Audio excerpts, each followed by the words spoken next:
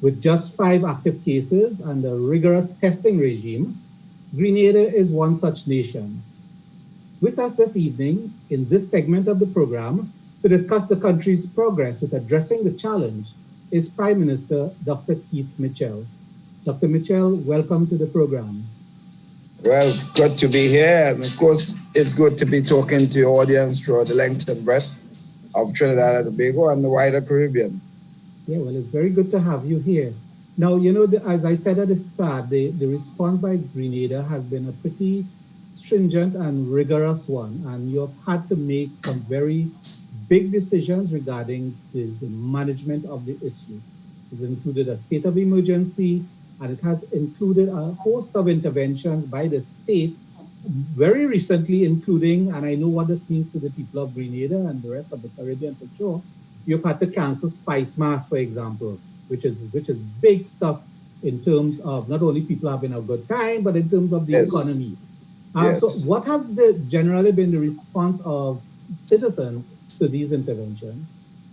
Well, I think the fact is that we engaged the population from day one. When we understood what was happening with this virus, we first early in the game, we closed down the lockdown in the country, and we closed schools early. We were one of the first country in the region to close down schools. And of course, educated and informed the population as to the seriousness of this issue. And we got good buy-in from all sectors. We involved the private sector, the trade union movement, the non-governmental community, and the church organizations, all denominations in the country, explaining to them the seriousness of this and what we needed to do. So generally speaking, despite the toughness of the decisions that we've made, we got strong buy-in from the population in a general sense. But the other thing was we were able to announce early in the game the stimulus package that we wanted to implement to aid the problems that were taking place in the country, because we lost St. George's University early with thousands of its students, and the economic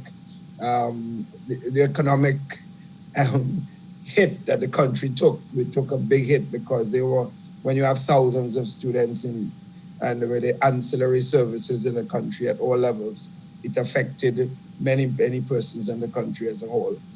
And of course, the hotel sector lost most of its business. Lots of the workers were sent home.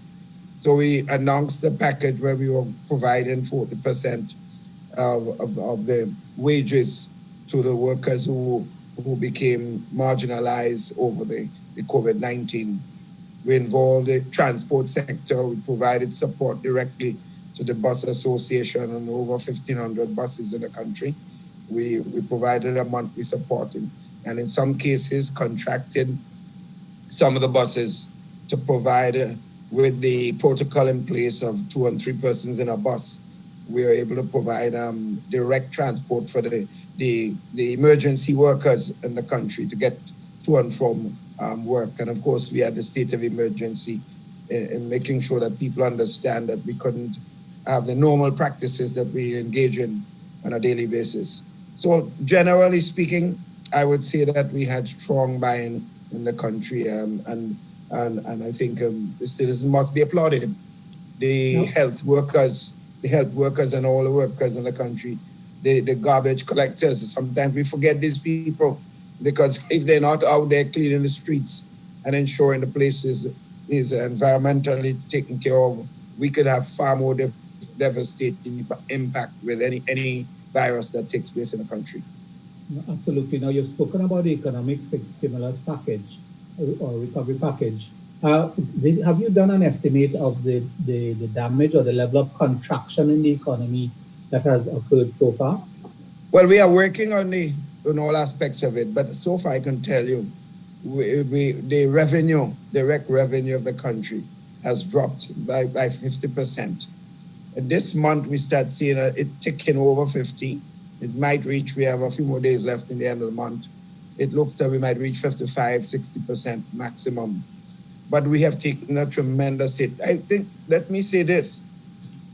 I believe the reason we are able to find the resources to be able to support the stimulus package is the way we managed the economy from 2013 when we returned into office, that with the structural adjustment program that we implemented and the savings, the fiscal responsibility that we implemented with the Public Sector Management Act that we implemented and other activities that we ensure that we saved in a very serious way, that we had the fiscal space. We had, for example, a contingency fund that we implemented, and we stuck to it so that even our management of the economy helped us to drop our debt to GDP ratio from 110% to 60% in just 5 years. So I think that room that we had, we were able to use a measure of that saving to provide some help. Had we not have this in place, I don't think we would have been able to do this. And therefore, the pressure on the population would be even far more devastating than it is at this particular time. As has been the experience throughout the length and breadth of the Caribbean, certainly here in Trinidad and Tobago, some of the measures that had to be taken were by no means painless or pain-free. What do you consider to be among the more difficult decisions you've had to make with respect not only to the economy, but in terms of how we operate as social beings and as Caribbean people? Well, let's face it. For example, I told you one of the tough ones is the fact that we've been advised, and quite rightly so, that the social interaction is going to be a problem. Many of us have our parents. My mom, for example, is 97 years and going. You're told I have to go, when I go to see her, I have to sit outside of the veranda and speak to her because I wouldn't want to, because I'm moving around, you never can tell. Yeah. I wouldn't want to be the one leading to a physical demise. And I think people are paining over this. Grenada is a very interactive society. People have a very strong relationship with each other, and it made it very difficult. Even for me as a political person, you were not able, you had to speak to people on the phone, speak to people on Zoom. But just the feeling that you normally get from interacting and listening to people, not just hearing about their problems, but feeling it from a physical standpoint. I think that was a very painful decision. And a situation, again, where many people who were working and been able to take care of their families never had to ask anybody for $1. Some were marginalized to the point, for the first time, they had to literally beg. And you and I know Caribbean people are very proud people. Yeah. Even when they don't have something, most of them, they don't want to feel bad to have to ask you and to tell you how they actually feel. If you were able to go and speak about what you've given them, they will turn against you because they don't want people to know that they had to come to beg you. So I think that sort of results that we recognize in the country was very painful for me as leader of the country and for the political directorate and for generally for people in the country as a whole. Another thing I think, we in the Caribbean, people love the religious association and activities. To stay away from church, not having to be part. I know my mom, it's difficult for her because she's a strong Catholic and she doesn't miss her mass.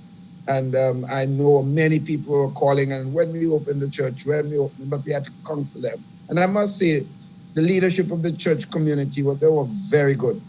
They provided leadership. They didn't leave it up to the government because, the general feeling that the independence of church and state, that concept.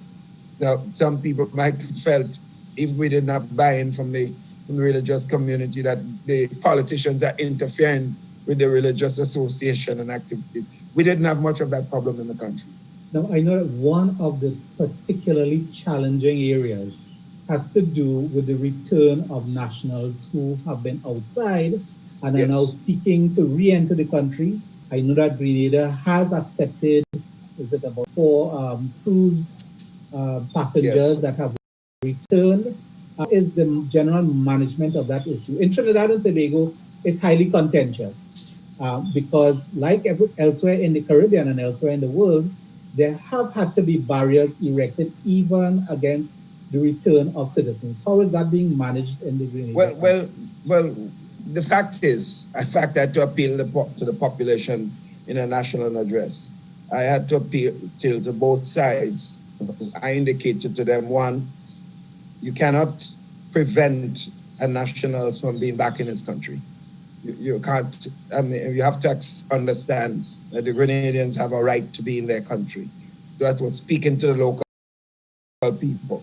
But at the same time, I appeal to those wanting to come back. Realize that we're in a different ball game, that we have a serious problem facing us, and people are very concerned about persons, it doesn't matter whether they're citizens or not, coming into the country and creating health problems for them personally and collectively. So I ask for understanding. In the process, therefore, we put in place systems for the cruise ship workers, for example. And so far, you mentioned just 3, we have had over 140 odd persons already and more coming in. And so far, out of the 100 and odd, only 1 person came in positive in a PCR test. And they were quarantined, and there was a little problem initially, but that was solved overnight. And I think we've seen the buying of the population, standing that what we are trying to do. But we have a lot of citizens who went out on vacation in London and other places,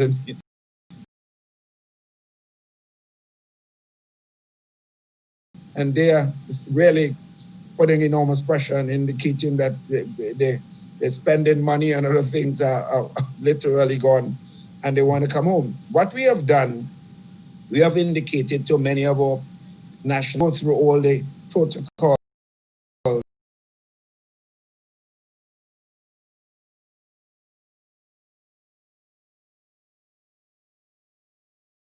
like testing before they come in and prepare themselves for some quarantine at their individual homes. We are prepared to examine this on a case-by-case basis.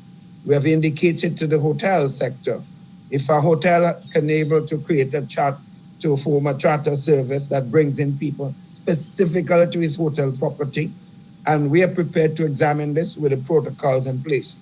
But to open the border just like this for commercial flights, with people going to every single hotel possible, unless we have that understanding and organization for all hotels to operate under the protocol and have the necessary support, financial and otherwise, to implement. We can't open it up just like this. So there had to be a lot of work done by the system. And at this point in time, the projection that they have gave me,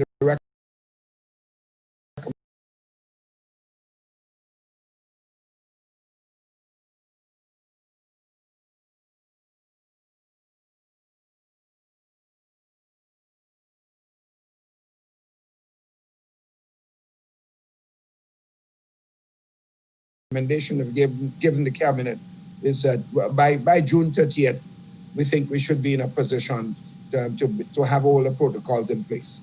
Great. And we only have 30 seconds left, so unfortunately, but finally, do you have a timetable in mind in terms of the reopening of the country and resuming commercial activity? And in a space of just 4 days, we had over 250 up to go, and some of them reasonably sized projects. So the construction sector is basically back on. We have the buses now are now back on from Wednesdays with the protocol of 10 or less persons in a bus. The retail stores, generally speaking, are back on with the protocols that we have established. So then the schools are planning on a phase basis.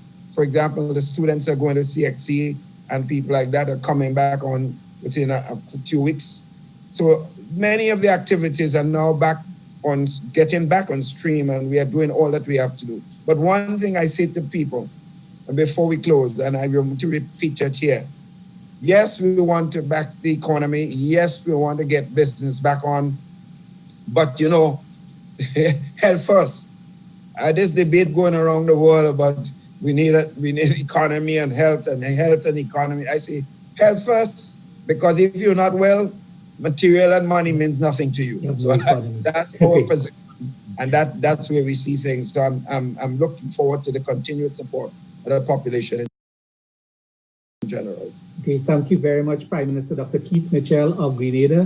Thank you very much for spending this time with us. Well, thank you for your information. And let me just say a special hi to all. You know half of the Grenadian population in Trinidad, yes, particularly your Negro population, have Grenadian connections. So we are sisters and brothers. So I want to say a special hello to all of them. Thank you very much. Stand by, stay with us, listeners and viewers. Up next, Chris Corbin of the United Nations Environment Program. We're going to go to a break now.